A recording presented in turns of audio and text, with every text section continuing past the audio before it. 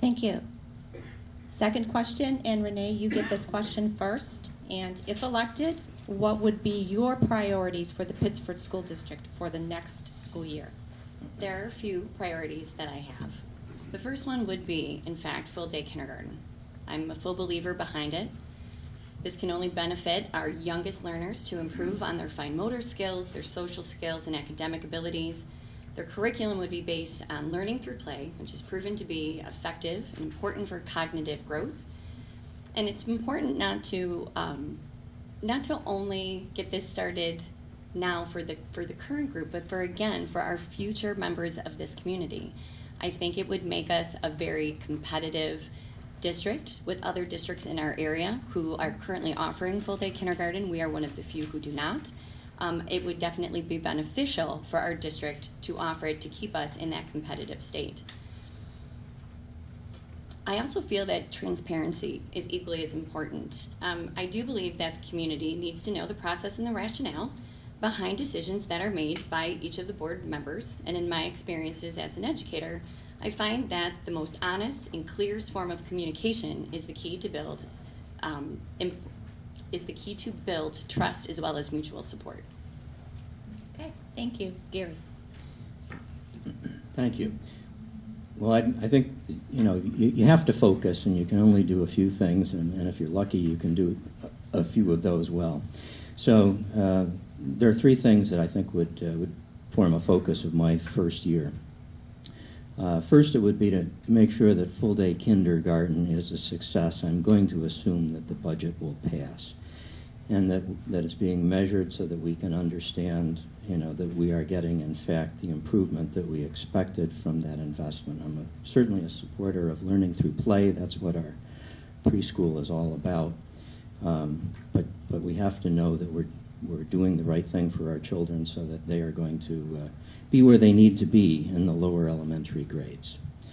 The next thing that I would do is to get smart about what the district's 3, 5, and 10-year plans are, both in terms of program and educational objectives and in terms of finances, and I would focus on those from the beginning and bring to the next budget process a look at the future that we could expose to the public so that as they're looking at budgets on an annual basis, they've got an idea of what's coming ahead and they can understand better whether they should be for or against something. And then thirdly, I would want to ramp up the district's political contacts, both locally with the village and the township, and at the state to get both parties working with us and behind us to help knock loose some of the $70 million of state aid that's owed the district that could go a long way to solving some of our longer-term financial problems. But, we're never going to get it if we don't get after it and keep after it because, we'll call it lobbying, takes time. I've done that in past lives, and it's not always fast, but if you're relentless, you do get a return. Thank you. Jerome. There are three topics I definitely would be important to me during my term as a member. One would be communication. As a member, I would strive to support a consistent effort by the board to maintain transparency of what the school budget and what entails the school budget. Even in times when there is not a tax cap override necessary. We need to educate the community on what the challenges our district face in striking a balance to provide a high-quality public school education while balancing the budget. Additionally, I would be championing to create an advocacy group, which would be a combination of our residents and board members that can help engage our community to put pressure on Albany to give our district the funds that the state legally are required to provide. My second topic would be school start times. I believe the impact of school start times and sleep deprivation needs to be reevaluated. Sleep deprivation, particularly in the medical field, has played a major role in medical errors and led to recent reforms in medical doctrine that has benefited the physician and patient care. I think we need to put our students in the best position physically, mentally, and socially to succeed. So I think we need to look at that again. And my final topic would be diversity. Pittsford is a diverse, multicultural community, and I would welcome the opportunity to work with the PTSA and the PTTA to explore all options to have our teaching staff reflect our community. Thank you. Kim? I agree with some of the things people have said. I think in my opening statement, I talked about funding, and we do advocate, groups of us and individually, and with Monroe County School Boards, we do advocate for funding with our legislators, our senators, our representatives. But there's always more that can be done with that, and I think with the current funding, we just can't let up on that. We have to consistently keep pushing that advocacy effort. And we do involve parents and teachers, and I think that's important for the community to see that we collaborate, all of us, for the funding that we deserve and that we need. Communication is also something that's always been very big for me. As I said, I was president of the PTSA for a few years and did a lot with communication. I think, and I totally believe in transparency, I think now it's even more difficult because with social media, we try to put things on social media, and I think there's probably a balance between what's on social media and what goes out in hard copy and what goes out on email. And it's hard to reach everybody. We have an emergency system that we use for like when schools closed, or, you know, we had the storm, those type of things. And that would be a great way to communicate important things, but we can't use that. It's really, the company we bought that from told us it's not really effective if you're constantly sending communication messages out on that, because people, after a while, kind of just stop looking at it.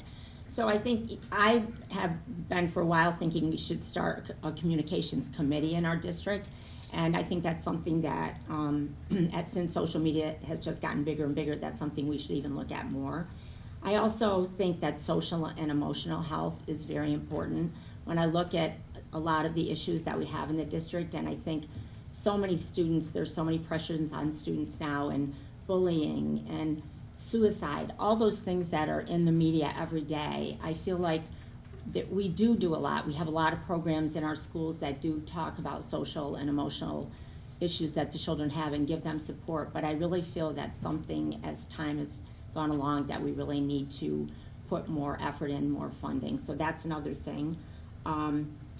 Collaboration, I always believe in that, and again, we meet regularly, our board, representatives from our board with the town of Pittsford and the village of Pittsford, and we have a lot of efficiencies and help each other in different ways and save money through that. However, there's always, of course, more things we could do with that.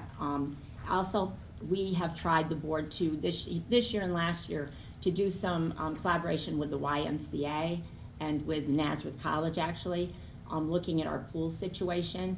And I just feel like we always, and the town, actually, and we did collaborate with the town on the turf fields. So I just feel that in this community, we're all one, and there are only so many resources to go around and so much funding, and I feel like we should all be able to work together and come up with efficiencies that help each other and help our kids and help our community. Thank you. Jory? So I have a lot of the same issues. We've obviously all done our homework a little bit on what are the things that our community is concerned about. So, three of my main ones, of course, would be proactive communication and transparency as well. I'd like to foster strong relationships through proactive communication that informs and educates our school community. This is critical in creating the trust and support needed when we face challenges or make necessary changes to our curriculum, schools, or policies. Diversity would be one of my highlights as well. Pittsford has begun a great dialogue this year on issues of diversity and inclusion, and I'd like to continue to find ways that promote these ideals in a way that brings all members of our communities together and welcomes people that will continue to broaden our perspective in meaningful ways. And then advocacy, which is probably the main thrust of a lot of the work that I did as a PTSA president, my work on the MCEC board, as well as the GVPTA advocacy chair, the Genesee Valley Parent-Teacher Association. And I'd like to work with our community specifically to advocate with state legislatures on issues that affect our schools, most particularly 5-year funding for full-day kindergarten. If we do approve that in our district, there is actually legislation out there right now that would potentially provide Pittsford with more funding to support that program. And there still is an opportunity to get that passed through June. Adjustments to the tax cap formula, that's one of the focuses hopefully that MCEC will be focusing on this year.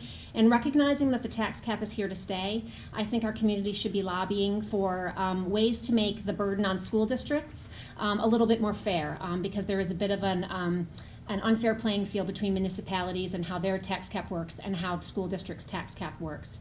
I'd like to advocate for New York State to comply with foundation aid law and how money should be dispersed to school districts as laid out in the Campaign for Fiscal Equity lawsuit of 2006, as opposed to eliminating it entirely, which was proposed this past budget cycle.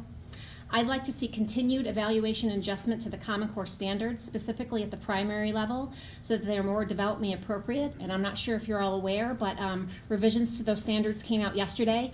There will be a public forum on May 30th at Rush Henrietta High School, as well as an opportunity for you to give online feedback through June 2nd. PTSA posted a post on that today. The moratorium on the APR legislation, and APPR is the teacher evaluation system. There's currently a moratorium that separates teacher evaluation from the testing process. That's slated to expire, and we need to work to make sure the disconnect of tests and teacher evaluations are permanent. As stated by PCSD's advocacy team, the state should create a baseline of requirements for teacher assessments with local control on how those requirements are met.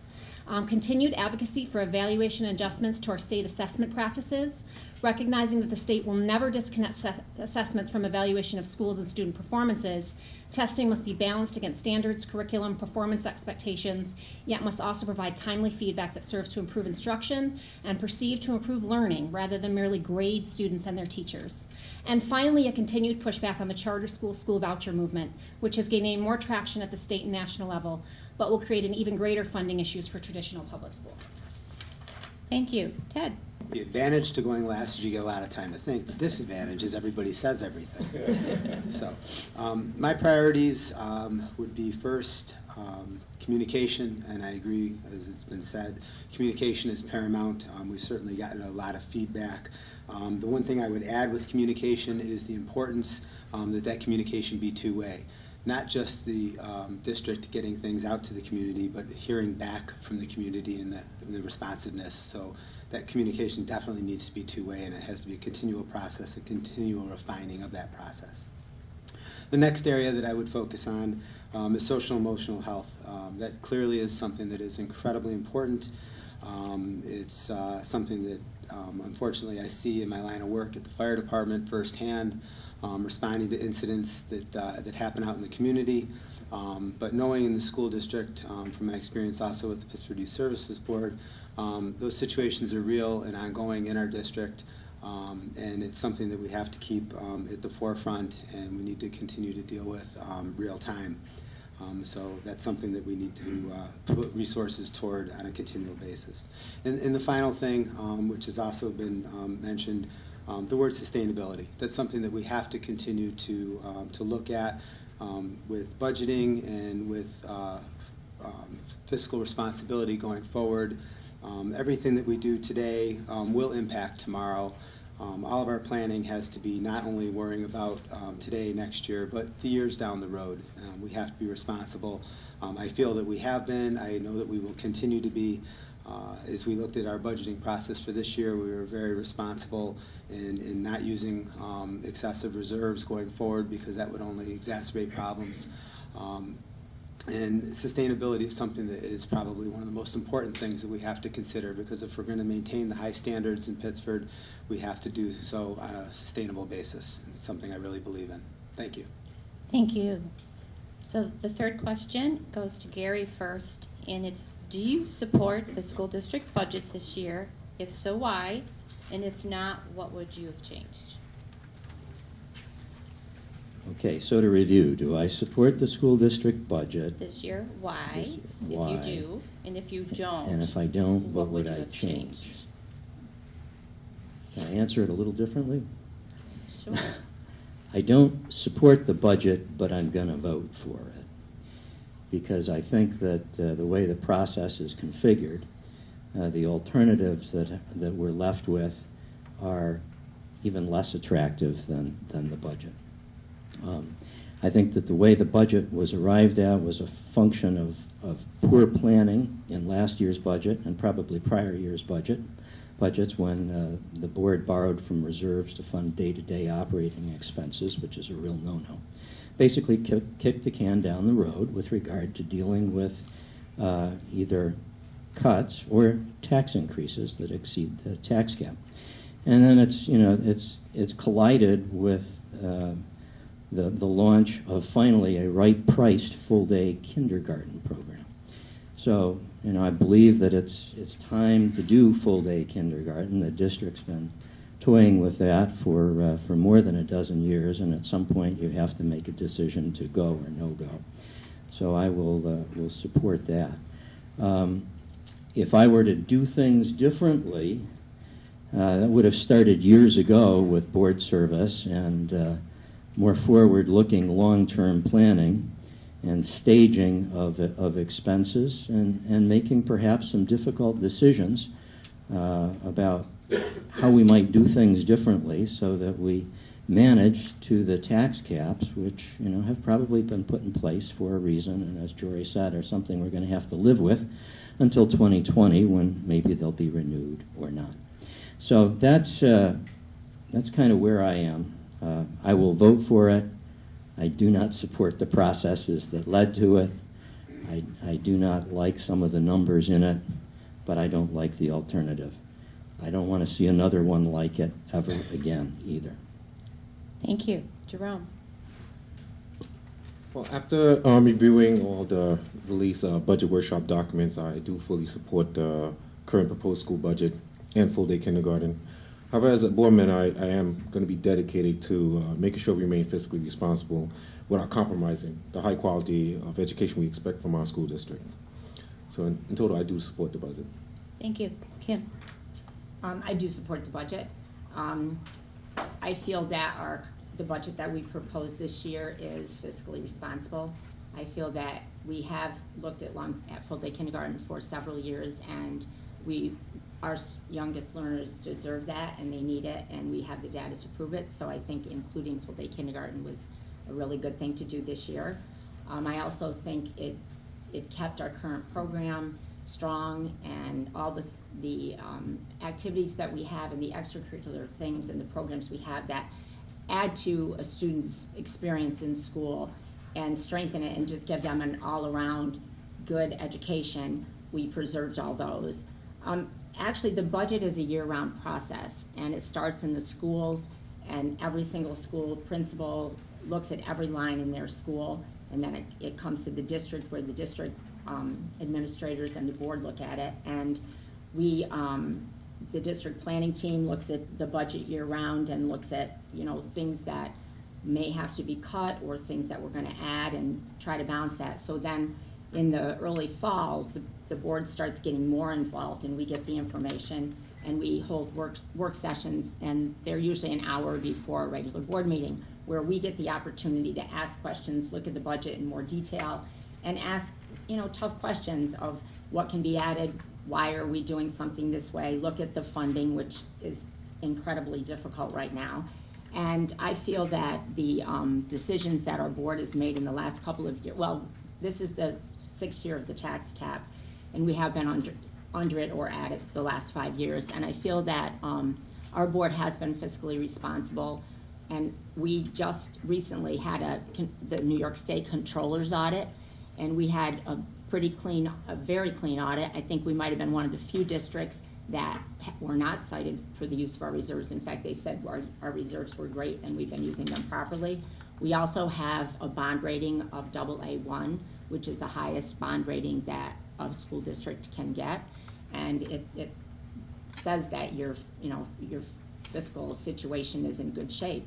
And so I think this it's always my goal to try to put the students first and not to cut our programs, and to add, if we do add programs, to make sure that whether it's programs like calculus or something like that, or whether it's extracurricular, social, emotional things, programs in the schools that help the kids in other areas. I think that's what everyone on our board tries to put first, the students, and I think this budget definitely does that. Thank you. Jory? I do support the school budget and plan to vote yes. And for those of you who've been to some of the budget hearings, I apologize, I'm going to repeat some information you've probably heard before, but I think it's important to underscore it, that a stable, adequately funded public education depends on a sustainable approach to school funding, which comes primarily from two sources, state aid and local property taxes. Schools depend on both to meet students' needs, and meeting these needs while being responsive to taxpayer concerns requires sufficient state aid. The implementation of the New York State cap law in 2011 resulted in some fundamental challenges with the school budgeting process, and these challenges have been exacerbated by state aid losses or freezes in recent years. The tax cap is touted as a 2% cap on annual tax growth, but that's not actually how it works. It's tied to the Annual Consumer Price Index, CPI, and an elaborate calculation formula.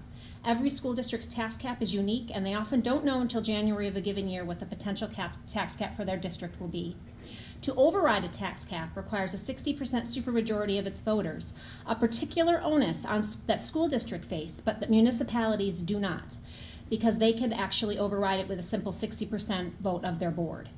Additionally, a Foshan Foundation aid formula and a gap elimination adjustment, which we focused on advocacy efforts last year and actually made a real difference with that, did not allow for state aid to offset particularly challenging tax cap years for school districts.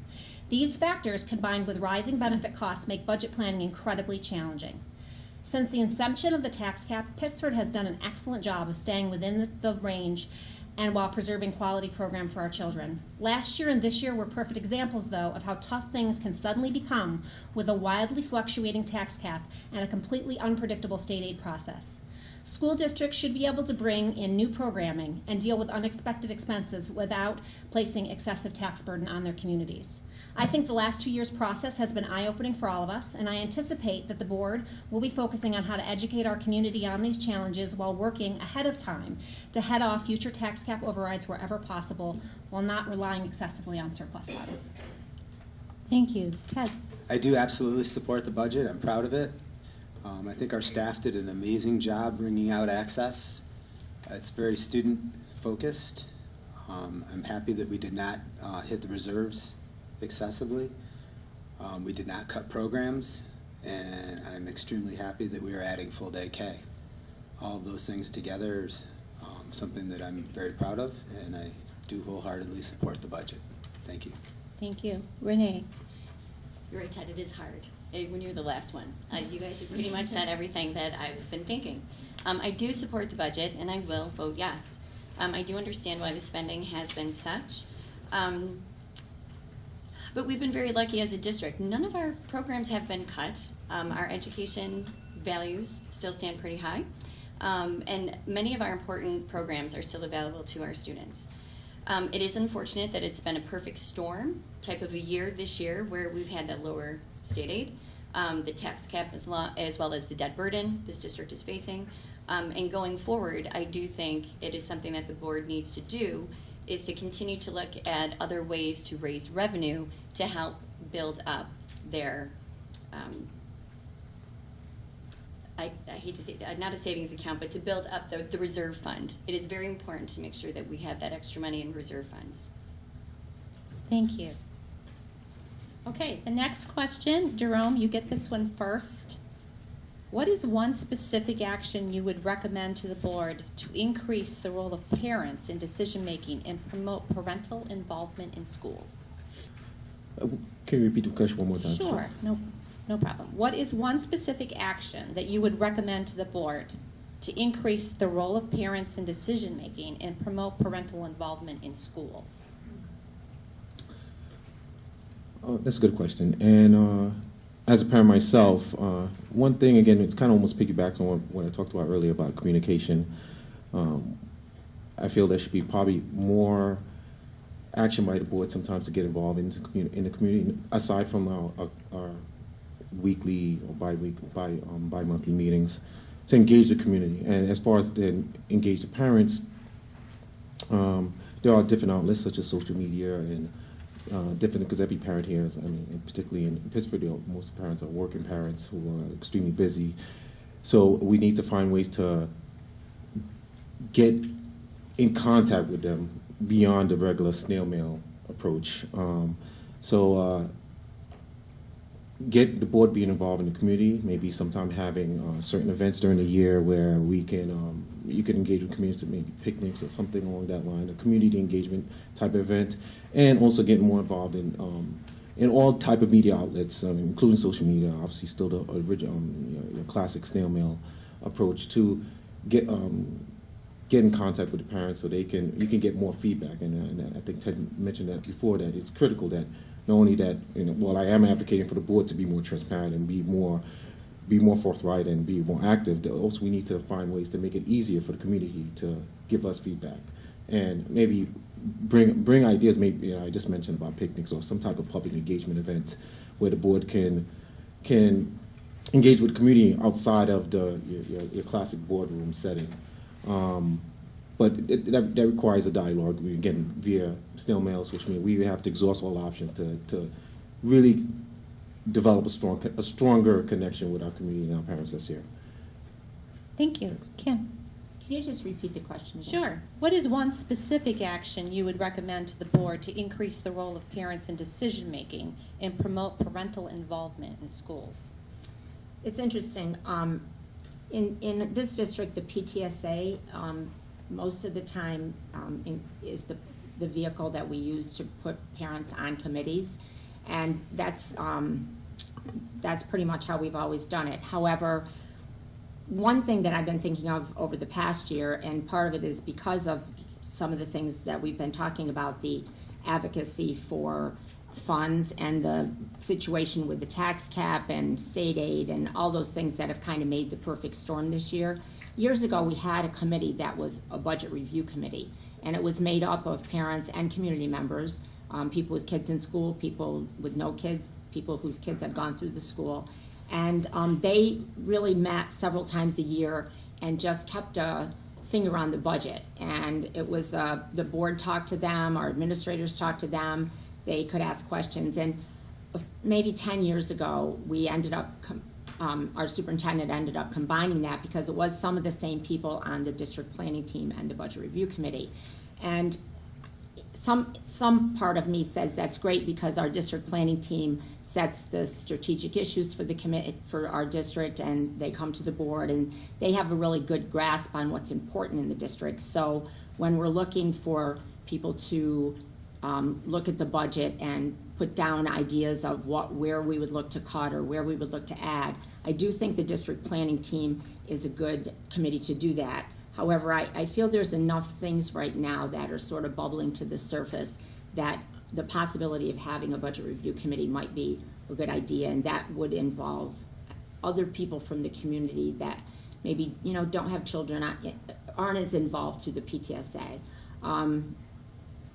But I actually do think that the way the PTSA has parents in schools, and I think the way the board has our workshops, we have many other work sessions besides just for the budget. We have work sessions, for example, when we were looking at adding turf fields, we had work sessions. We had work sessions when we were looking at full-day kindergarten. And any sort of big issue that we've looked at, we do have work sessions before board meetings, sometimes several of them. And that is an opportunity and we've had big crowds at work sessions, for people to come, be involved, ask questions. So that's another way. And lots of times there's been committees formed because of people coming and saying, we'd like to look into that a little bit more, turf fields, whatever the issue's been. So those are my ideas. Thank you. Jory? So as Kim mentioned, and as you all know, I do have a strong PTSA background, and I think that a lot of what we do is very valuable. And one of the pieces of the PTSA part is that it's truly representing a stakeholder group. So if you ever talk to a PTSA leader, they're going to tell you when they sit on a committee, like when I sit on a committee, I'm not representing Jory Sincata. I'm representing the parents of Pittsford. And one of the things that PTSA provides is an opportunity for you to gain a perspective of all 9 buildings and the different cultures. With that said, I've chaired committees where we've had new parents come on board who've not been involved in our process at all, and their input is invaluable because they see things from an incredibly different light. They come at you because you kind of get into a group thing when you've all been in the same kind of conversations. And so my one suggestion that I would have for us to make a shift is it really has to be a two-way street. I see that there are lots of things in this district that I think parents could be really helpful on, advocacy efforts being one of the main things for that. And I think, for example, when I came on as the PTSA president, I joined the advocacy team, and we really wanted want to do a push. And we came out to our community and our parents particularly and asked them to write letters to legislators. And over 400 of our parents participated because we asked them to do so. And we educated them on why it was important. So I think we need to do more of that on a consistent basis. And then the flip side and the two-way street of that is that we need to find out and do a better job giving some consistent opportunities for our parents to tell us what are the issues that concern you and how can we engage you in those ways. So I think instead of always trying to come up with our own frequently asked questions documents without asking for what those things really are, or trying to pre-guess what we think the issues our parents might be having, we need to ask them what their issues are and then respond to them. Thank you. Ted? I agree with Kim on the Budget Review Committee. I think that that's something that could be very helpful on an ongoing basis. And I also think invite a board member to dinner night would be a very good idea. I'm available for that. I'll go for that. Thank you. All right, and Renee? I agree with Jory. As a new parent, a few years ago when my daughter started first grade, I was looking for a place to start because I didn't know too much about the district at that point in time, where to begin, who to contact, and PTSA was a great resource. And I think it would be wonderful to merge, to a certain degree, Board of Ed with PTSA to work together to help parents find different pieces of information that they might need, whether it's kindergarten information, college preparation. That would be a wonderful component. And I think by the PTSA helping parents getting involved within their school communities, it automatically leads to the role of parent decision making.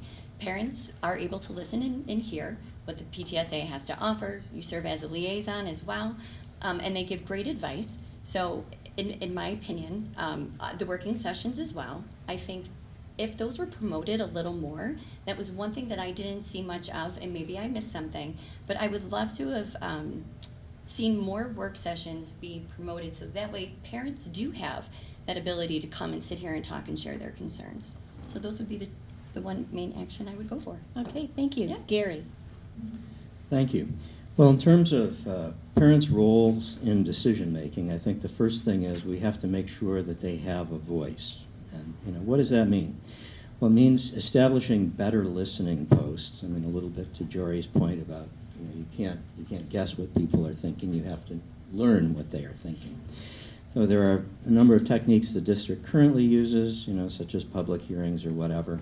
But those in market research parlance would just be forms of focus groups where they're not necessarily representative of what people think. They're representative of what the people who show up think and what the people who show up and talk loudest want you to hear. So I think that the district needs to engage in more scientific surveys, such as businesses would engage in when they're making important business decisions that are going to cost money and affect their futures. And I think that that's a good way to get feedback from a broader spectrum of parents and other residents, frankly, than are probably being engaged today. And I think by using that additional touch point, you're going to start stimulating interest in what's going on as well, and you're going to see more people coming to meetings. Now, the next thing that you've got to do is to more actively promote meetings. It's not the easiest thing to find out when they are, where they are. Some of them come up pretty quickly. I'm not sure that they need to come up with such short notice because it probably guarantees short attendance. But there does need to be a bigger push on driving attendance to meetings. And then when people get to the meetings have to be more fulfilling. I got to tell you, it was very painful for me to sit through the budget process this year. We had terrible overhead visuals that were hard to read. We had board members who talked amongst themselves and not into the microphone so that you couldn't hear. We had handouts that were pretty small and hard to read, and no follow-up afterwards on the meeting in terms of minutes, so that you could talk to 6 different people after the meeting and you get 6 different points of view of what happened because it's all whisper down the lane. So I think that the meetings have to be more fulfilling. There has to be more opportunity for public input, not waiting till the end of the meeting and putting your question on a 3x5 card to maybe have it answered, but having your question addressed at the time in the meeting when the issue that your question pertains to is on the table. And then lastly, communication. We've had a lot of conversation about that, but communication about what goes on in the board meetings has to be timely, has to get out to all residents, not just parents. Because as I shared earlier, it takes 2 tax-paying households to support every student. So everybody in this community has a stake in it. And I think if you reached out to some of our older residents, you might find they'd be very interested in getting involved in the schools and perhaps filling roles that the parents who are busy working can't. Thank you.